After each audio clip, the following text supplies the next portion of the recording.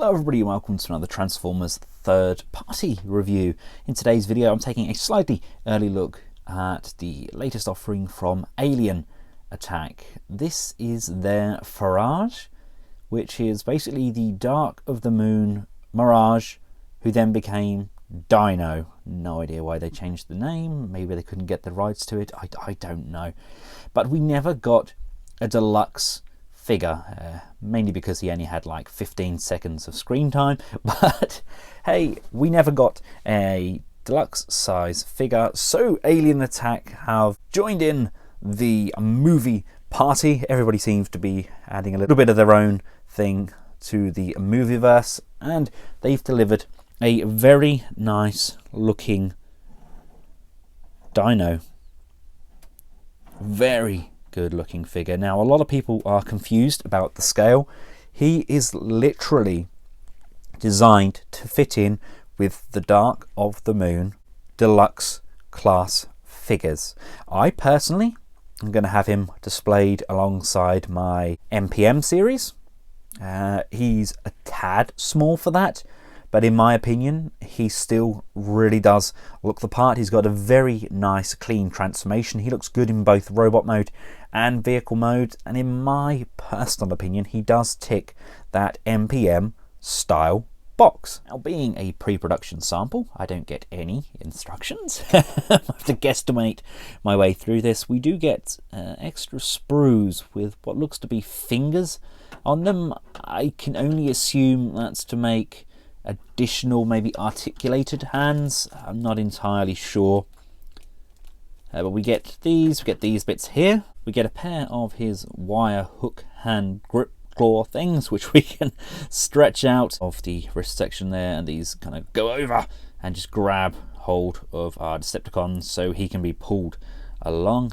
Very nice wire being used on this. Very, very nice. Flexible. It could probably be cut and shortened if you need to, but personally I think it's a good length and it's a good amount of pliability. Looking at Mirage alongside his movie kind of render counterpart, I think they've done a very good job at capturing that likeness. He definitely has that kind of feel about him. Is that a real thing? I don't know. Love the face sculpt on this guy. He does not look impressed at all, does he? I love those eyes as well. It's hard to capture on camera, but they really kind of glisten. Now, being a pre-production sample, some things may change before the final release, but this is pretty late on. I can't see them changing much about this figure now. I believe this is pretty much what we're going to get at retail. Now, it's not without its flaws. I personally think that these blades fall out a little bit too easy. They're pegged in using this tab, which just slides into the hole, and if you knock them or bash them a little bit, they will fall out, which is a shame. I believe we have some Cybertronian writing along his blade there. Got some nice detail on the reverse. They're actually not as sharp as some of the stuff we get from the likes of Unique Toys, etc. Some of those have some rather sharp edges. Plastic quality, he's got a slightly waxy feel to him, but he definitely feels up and beyond what we would get from the standard Hasbro Deluxe range. You wouldn't come along, pick this figure up and think it's a form of third-party figure. It feels professionally made. We've got some really nice detailing on the wheels, and we do have rubber on those treads as well, which is always a welcome sight. Now, there's some hollow sections on the back of those legs. We do get some nice detailing. He is kind of compressed into the legs as a two-part knee system. Everything gets tucked away nicely. Again, some nice paint detailing on the inner thighs. Now, a lot of people saw this at TFCon USA and they weren't impressed by it. I don't know what's not to be impressed with, really. It does exactly what it says on the tin. It is a nigh on perfect representation of Mirage. It just fills that gap. It may not be to everybody's taste, but it is what it is. Now, I will be displaying him with these MPM style figures, but he is too small. He should be roughly the same size as Bumblebee, and unfortunately he isn't. He is definitely a deluxe size figure, but if you are a Movieverse fan, this will tick all of your boxes. Those of you wanting an exact measurement, he stands just shy of 6 inches from toe to the tip of his head and weighs in at a welterweight 89 grams. That's 3.13 ounces. Let's just take a look at his articulation. The head can look left and right. We can go up and down nicely. It's a good job that the up motion is good because he's going to be looking up to every bot in my collection. He can tilt left and right as well. Coming down to the shoulders, I'm just going to remove the blade for now because it does hinder the articulation somewhat. The shoulders can rock forwards and backwards on a butterfly joint. You can go up and down nice and freely, and we do get some upper bicep rotation, I guess, in there. We get not one but 2 bends on the elbow. It's a pretty natural looking bend there. Yeah, it's adequate. It's just kind of pinned through with a screw, but for a figure of this size, I think that's more than adequate. Got a lot of range on there. You can really get some funky looking motion going on. We have rotation left and right. We can compress up and down. The fingers are all pinned, but they do collapse up and around. These spikes can come out and protrude from the knuckles if you see fit, and the thumb is rotated, and I believe it's locked in that position. I don't want to force it. There, mine doesn't move, but it may have an additional bend as well, but I'm not gonna force it because I will break it. I do have a habit of breaking nice figures. The waist can rotate, although we do have hindrance with this backpack section to get a little bit of forwards and down motion there. The legs can come this far forwards and this far backwards. We can come out to the side. Again, there is some hindrance. You can kind of work the legs up, but it's not a very natural flow. We get some forwards and backwards rotation on the upper thigh. We do get a nice bend on that knee, a very dynamic range there. And coming down to the foot, we can go up and down, we can go left and right, and we can rotate left and right as well. We do have some motion on those heel spurs, and these side panels can also collapse, but that's for the transformation. At the moment, they are helping with his stability. We also get a little bit of articulation on these blades where they plug in. Like I said, it's not a very secure plug, but they actually have the ability to kind of compress and rock forwards and backwards on the arm, but they do tend to pop out, which is a darn shame. Actually, you guys know me, I'm not the most imaginative of displayers. I mean, you imagine somebody like Maz or Sixo getting a hold of one of these. These are going to be able to pull off some incredible poses. He's a very well balanced figure, and although there is no ratchets being used in any of those joints, they are incredibly well balanced and work exceptionally well in unison. These hooks are nice and easy to install. They literally just plug in to the underside of the arm where you have those blades.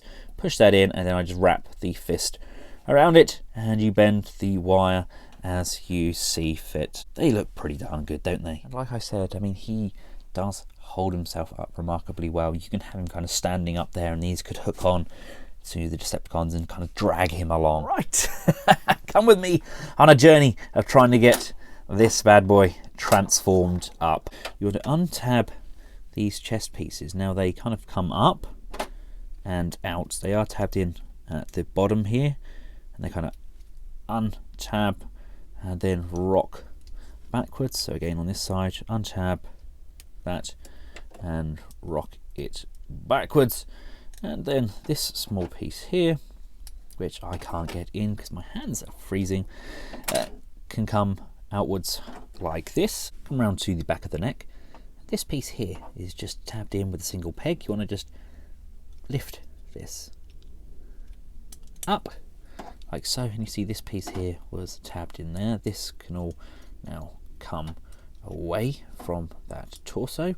These pieces here need to come clear of the head because the head is going to go through this gap. We're going to lift up this piece here, lift up these wheels to the side and to the side, and then this is going to lift up and above the head.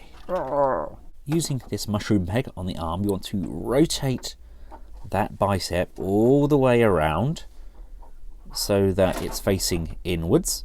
You then make sure the hands are flat and facing upwards. The wheel is now going to switch places with this arm. So this is going to come up and over through this gap here, and then this is going to come down, and as it comes down it's going to rock down, and then as we bring this wheel round, this hinge on the inside there, that rotates. So we get it round to this angle, and then we're just going to push that down, and that sits in there nicely, locking into place. Right, next, use your best origami folding, and you need to push this joint up, and this is going to bend back on this hinge here, and then come around on this hinge, and then the hand is going to kind of sit flat, and then this is going to rock on this hinge here, and just pushing that with your hand, you can push that all the way up so it sits inside the car like so. So it goes up, and then these are level with the base of the wheels. We can move these pieces to the side, we can bring this out, and these are on swivel hinges. They're just going to rock upwards and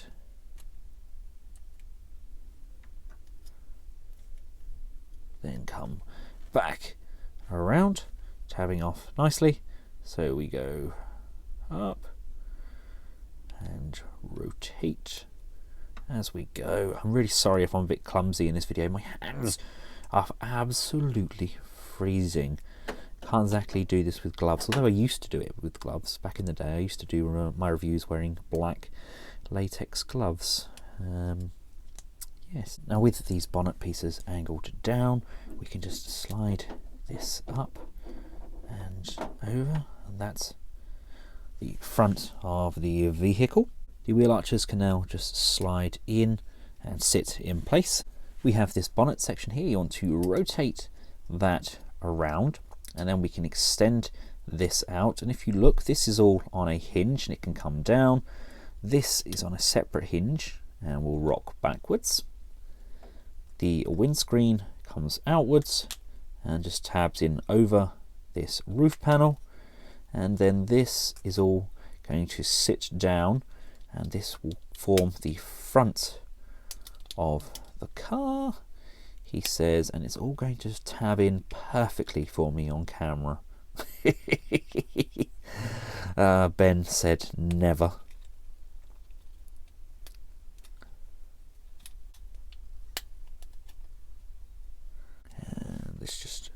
And there's a peg at the bottom there, that's going to tab in there. This is all going to tab in nicely on the front there. It's coming together. Let's make a start on these legs. Come down to the crotch, they pull away from behind, and as we do so we can rock the legs with it. Probably should have done this earlier, but yeah, they just fold all the way down. That gives us loads and loads of room to mess around with these legs. This piece here is attached to the thigh. You just want to untab that like so. You can actually bring it out nicely around to the side. This is going to flip down, reverse around, and then that's going to tab in on itself like this. Come down to the feet. These are going to collapse inwards. I think they're actually die cast. I think they are. And then this piece is actually going to fold back up on itself. These are going to come up and form the sides of the car. Using two of the joints here, we can roll this up bend it on this part of the knee and then bend it again using this part of the leg. That now allows all of this to come up nicely and to locate squarely and tab in. Push those feet upwards. These wheels drop down. The doors are on a double folding hinge. You want to push and collapse that into place, and that allows this back panel to tab inwards, and everything just starts to push and tab in together. Press the heel spurs upwards, rotate this back panel all the way around, and that's going to just slide in again on a compressed panel. There's tabs just underneath underside of these arches, which allow the roof section to slide in here, and in these side panels it's just a matter of tabbing everything together. But once it's all tabbed in, it looks remarkable, but it's getting there. That's the problem. You need to have a bit of patience, and it's quite tabtastic to say the least, but when it's done it looks the part, that's for sure. There we go, they are all tabbed in. Make sure those knees are correctly inserted. Look at that curve, that is a gorgeous curve. And then the back piece here, these hinges need to collapse into the underside like that, and then these just tab in either side, and then this can be brought in again. The hinges just collapse nicely back on themselves, and there's tabs just underneath. These are going to slide and tab, slide and tab, and here we have him fully transformed up. That was fun, wasn't it? And now, like I said, I'm not entirely sure if I've done that correctly. Everything seems to tab in quite nicely. The lines are pretty smooth. There's a small gap at the back here, but like I said, maybe that's something I've not done correctly, or maybe that's how it's meant to be. Got that 3 exhaust system there on the back. He does roll, although the clearances are quite minimal, but like I said, it's kind of guesswork.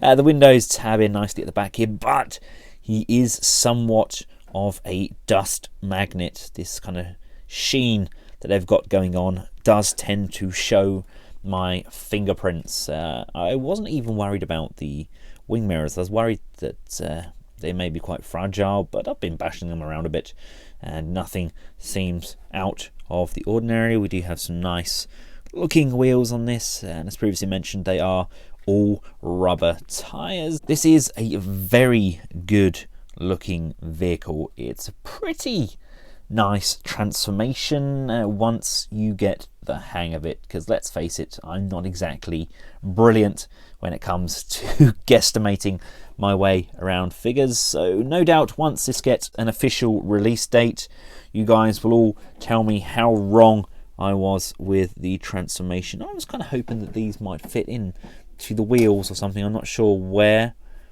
these could possibly be stored in vehicle mode. There's these little pegs on the wheels. I thought, well, maybe they fit in there, but no such luck.